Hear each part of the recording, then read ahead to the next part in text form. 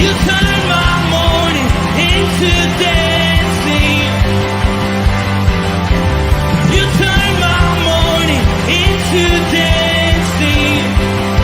'Cause your love changes everything.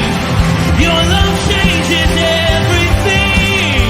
Oh, there's something about your love.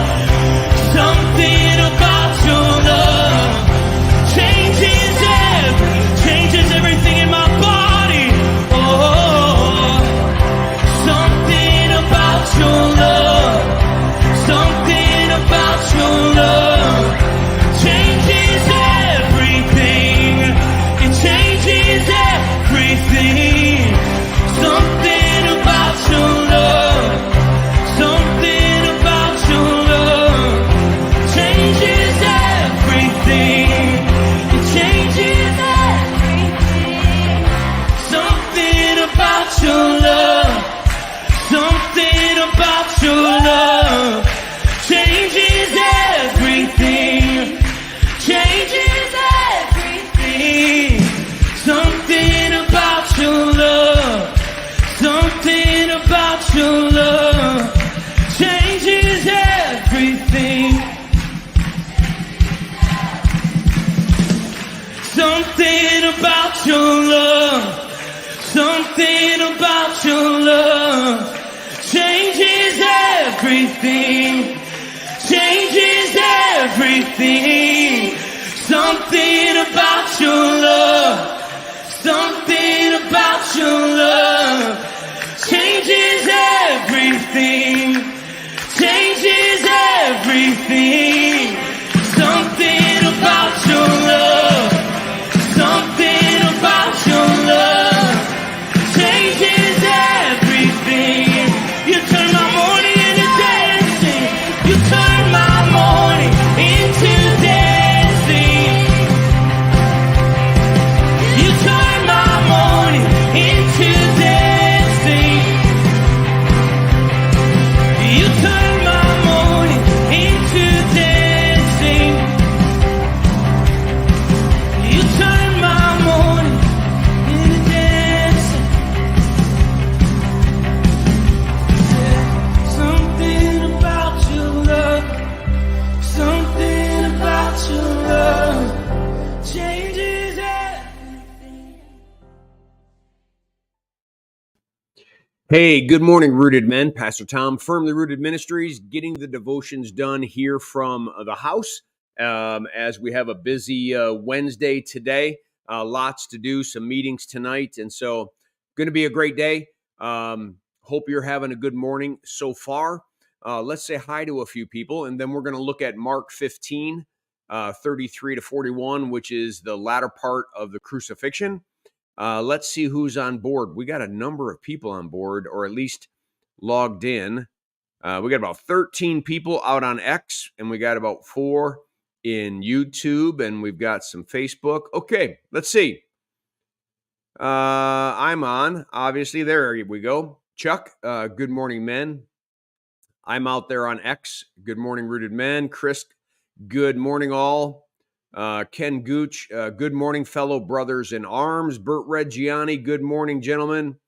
And yeah, I'm out there again. My cousin, Dave Donnelly, good morning. Eric, good morning, young man. Great to have you. All right, let's get at it. Let me pull the text up. And again, we've gone through a lot of this on the last week of Jesus's life. Great to go through it again.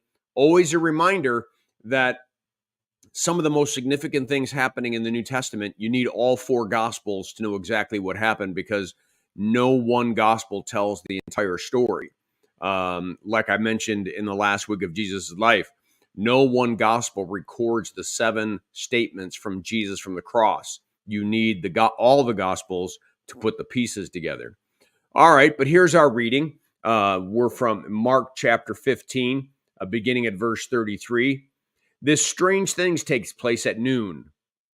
Darkness comes over the whole land until 3 p.m. So for 3 hours, this strange, eerie, spiritual darkness falls upon the entire region. It's supernatural. It is. Does just absolutely stunning that creation is reacting to the fact that the Son of God, its creator, is dying on a cross for our sins. And there's so much weight, there's so much going on. But never forget, it's the suffering that he goes through in the 3 hours of darkness on the cross that's the true payment for sin. Not the scourging, not the putting on the crown of thorns, not the nailing of the hands and the feet, not the crucifixion. But as he begins to have spiritual warfare, bearing spiritual sins and the wages of those sins, and he begins to experience separation from God, he begins to experience all the attacks of the enemy. So we hear him cry out at about 3 o'clock in the afternoon, Eloi, Eloi, lama sabachthani. My God, why have you forsaken me? Which is a quote from Psalm 22. When those standing there heard him, they thought maybe he was calling Elijah. So someone ran and filled a sponge with wine vinegar, put it on a staff, and offered him a drink. Now leave him alone. Let's see if Elijah comes to take him down. I mean, the eeriness of this whole situation and the fact that he's been this amazing prophet and teacher and miracle worker, they're all still wondering what in the world. The weight of what's going on is affecting everybody. We know at the end it affects all of them because they leave pounding their breasts. We know that the centurion soldier says, surely he's the Son of God. We know that the earth quakes. So it is incredible what is going on. And then it says, with a loud cry, Jesus breathed his last. What's that loud cry? Tetelestai. It is finished. And then he says, into your hands I commit my spirit. Immediately, the curtain of the temple was torn in two from top to bottom. That curtain that separated the Holy of Holies from the holy place, where God dwelt behind the curtain.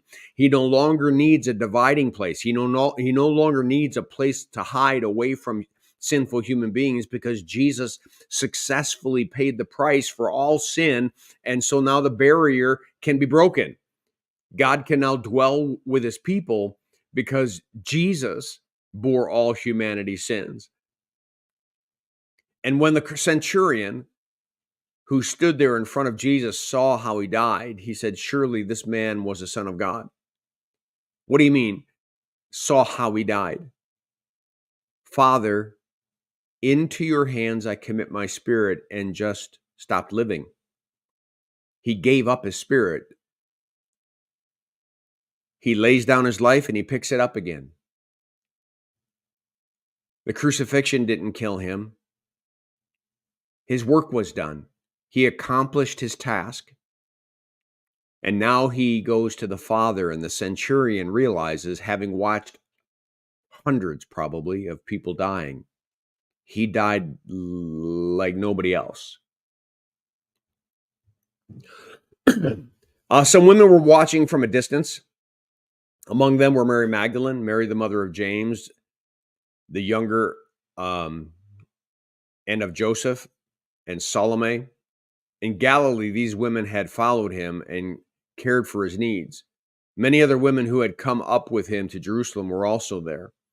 And so they're the one group that's there at the crucifixion, and we know John's there, are these ladies, these faithful ladies. And it's no surprise that when he rises from the dead, he's going to appear to the ladies first, honoring them and rewarding them for their faith.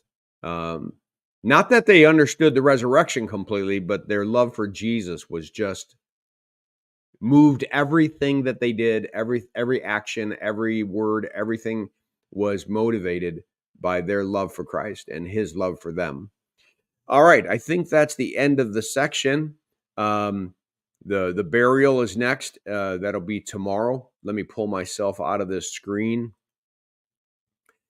So yeah, gentlemen, just always remember what Jesus experiences in the darkness is what we'll never have to, because he did. That's the death he died. that will not have to die. It's a death we deserve. It's one that we earn, but he has taken upon himself our sins and the punishment. And that's the good news of the gospel. It's the good news that a God knew that we couldn't do the work, so he did the work on our behalf out of his love for us and simply wants us to see it and believe it. Just see it and believe it. Surely he was a son of God, says the centurion. We all have to answer the question, who do you say that I am?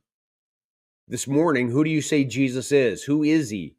How's that going to look in your life today? How's that going to look in the words that you speak and the actions that you live out? It's a challenge for all of us, isn't it? Even us pastor type people. All right, I'll leave it at that. I hope that this devotion was a blessing to you. Have a great day. Make it a firmly rooted day, and may someone see Jesus in us today. Peace.